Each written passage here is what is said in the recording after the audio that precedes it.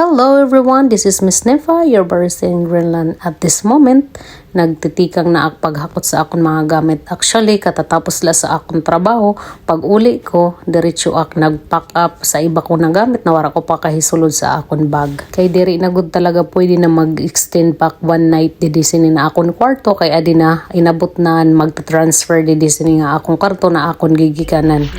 Ko na nga ni nga tanan na akong mga gamit, nisulod ko na sa mga plastic bag, ang iba nga akong mga personal na mga gamit na di ko na pwede may susulod sa malita. Kay tungod akong malita, puno na, wara na talaga masusudlan pa.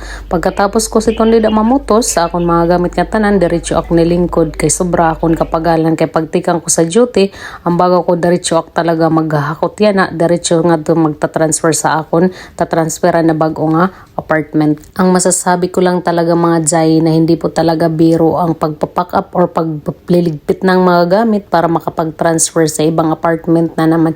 Sobrang pagod po talaga ang mag-transfer at maghakot ng mga gamit dahil nga mga Jai na feel ko na pagdating ko dito sa Greenland, parang feeling ko ganito din yung eksena ko dahil pagdating ko galing sa biyahe, diretso ako nagligpit ng aking mga gamit.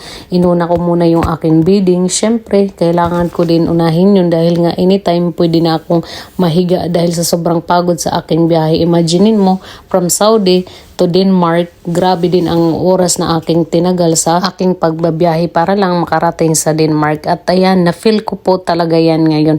Sobrang napakakapagod talaga mga Jai. At ngayon, ilang oras din akong nag-duty. Pagkatapos, pagdating ko dito, diretso pack up para madala lahat ang mga gamit. Anyways, itong mga gamit na binivideohan ko, nandito, hindi po yan talaga sa akin dito sa my kitchen. Dahil nga yan ay gamit ng mga nag-transfer dito sa aming aalisang bahay. Kita mo Jai, yung halaman, dala-dala ko talaga. Hindi ko talaga yan iiwan kahit saan pa kami magpunta.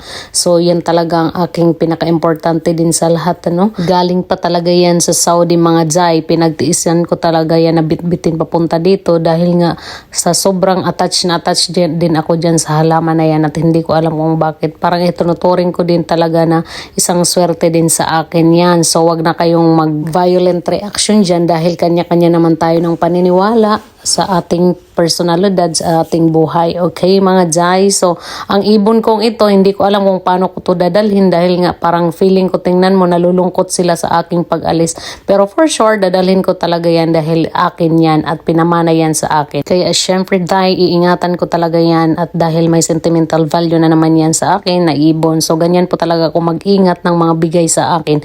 Pinapahalagan at iniingatan ko po yan dahil nga kung binigay sa'yo means importante yan at special yan. At ayan mga Jai, nakasakay na ako sa taxi at dala-dala ko na yung mga gamit ko.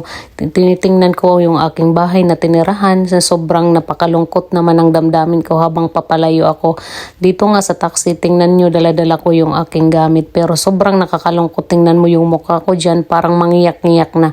Sa 5 months ba naman ang aking pagtira doon hanggang sa ngayon nalilipat na ako. Sobrang napakalungkot talaga ng aking damdamin. So na-attach na din ako sa bahay na yun doon kasi nga doon na talaga ako simula nung ako ay dumating dito sa Greenland, pero wala tayong magagawa, kailangan talaga natin mag-transfer for the go. Habang bumabiyahe ako, hawak-hawak ko yung aking halaman at tinitingnan ko sa labas. Abay mga Jai, umuulan man. First time to na umulan dito sa 5 months ko simula nang dumating ako sa Greenland. Alam mo kung anong naisip ko dahil nga umulan, feeling ko parang malungkot din yung panahon. So sobrang nalungkot din ako, parang dinamayan ako ng panahon. Char, yun talaga ang aking naramdaman, pero sobrang bigat po talaga ng pakiramdam ko nung umalis ako doon sa bahay na yun dahil nga syempre masyado na tayong nakampante at syempre parang naging homebody na talaga ang feeling ko doon sa bahay na yun. Pero sabi ko nga sa inyo, this is not my own decision but the management decision. So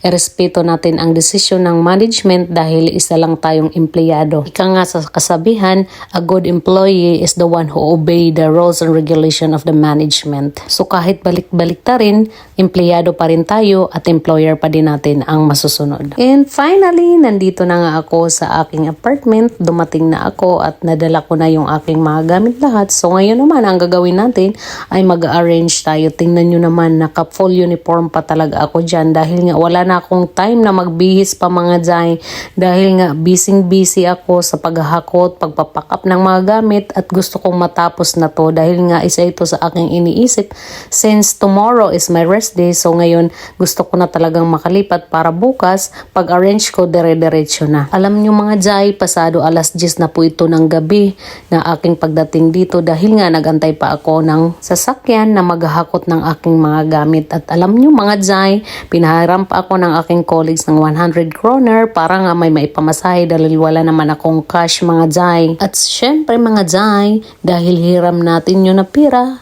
babayaran natin yun without amnesia. So hindi katulad dyan ng kaibigan mong nanghiram sa'yo hanggang ngayon, hindi pa nagagamot ang amnesia at hindi ka pa din nababayaran. Char lang po mga Jai. And syempre, thank you kay Ate Rosalina na nagpahiram sa akin ng pamasahe. Ikaw talaga ang nag-offer sa akin. So, salamat sa iyo. So, mabalik tayo dito mga Jai. Alam mo ba na sobrang hirap kong ipasok yung madras na yan dyan sa madras cover na yan. Pero at the end mga Jai, hindi pala kasya. Ano ba yan? Nakabaluktot yung aking madras. So, sobrang hirap kong ipasok yan. At the end, tinanggal ko din mga Jai dahil hindi naman siya magkasya. Ang pangit. At syempre, sasakit ang ating likod dahil nga nakabaluktot. At tingnan mo, nakauste yung sa gitna. So, hindi talaga siya po pwede. Huwag natin pilit ang ayaw dahil masasaktan lang tayo mga Jai, katulad dyan ng mga iba dyan na pinipilit at the end nasasaktan lang. Char! So finally, nalagyan ko na nga ng cover yung aking bed. So nagwawalis na ako dito mga Jai dahil nga ako ay pagod na talaga sa totoo lang at gustong gusto ko ng mahiga. Pero syempre may iniisip akong trabaho. Ayoko din naman talaga na matulog na may mga alikabok masyado dyan sa sahig at syempre ang dami kong dinalang gamit so madudumi din yun dahil nga kung saan-saan na inilagay, okay? Kung mapapansin nyo mga Jai, hindi pa talaga to tapos masyado dahil nga tingnan mo yung kuryente na yan, nandyan pa sa floor. So, hindi pa talaga yan na ikakabit dahil nga gusto ko lang talaga no lumipat or nagmamadali akong lumipat since yung aking ka-exchange room ay nandoon na talaga at hindi na mapipigilan. At kung mag-stay pa din ako doon sa bahay na yun mga Jai, wala talaga akong internet doon dahil nga nandito na yung internet, dinala na yung isang ka-boardmate ko doon sa bahay na yon. So wala tayong magagawa mga Jai kaya sa pilitan na to. At huwag kayong mag-alala mga Jai dahil kahit nakalatag yan or nakalaylay yung kuryente na yun, safe po yan. So hindi po delikado mga Jai. At dahil nga pagod tayo for today's video, tayo ay magluluto ng pansit canton na inutang ko pa last month pero nabayaran ko na po yan. Huwag kayong mag-alala. Paid na po yan. So, masarap na yung kain natin. Hindi na tayo mabubulunan, mga Jai. At ayan, pagkatapos ko nga magpakulo ng tubig na paglulutuan ko ng aking pansit canton, isasalang ko na po yan pagkatapos. Pero, ang plano ko po talaga, mga Jai, na pagkatapos kong lutuin to, ako ay maghahapbat muna. Pagbalik ko, saka na ako kakain, mga Jai. Shout out ako doon sa mga taga Red House ngayon, na ito na yung challenge nyo sa akin na magtagalog ako sa pagbo-voice over dahil nga hindi nyo naintindihan. So, sana happy kayo mga Jai dahil sa simpleng request nyo at least nagawa ko. At dahil nga na wish granted ko kayo dyan mga taga Red House, so kailangan tapusin nyo yung video ko at i-share nyo itong mga Jai, char lang po. So, hanggang dito na lang po yung aking video. Sana lahat kayo ay nag-enjoy. Syempre, dahil ako'y pagod na at ako'y gutom na, ako'y kakain at ako'y matutulog na mga Jai. So, hanggang dito na lang po. Bago magkalimutan mga Jai, isa-shoutout ko yung mga masugid kong followers dyan. Mga taga Northern Samar, Eastern Samar, Western Samar, at sa lahat ng aking mga followers.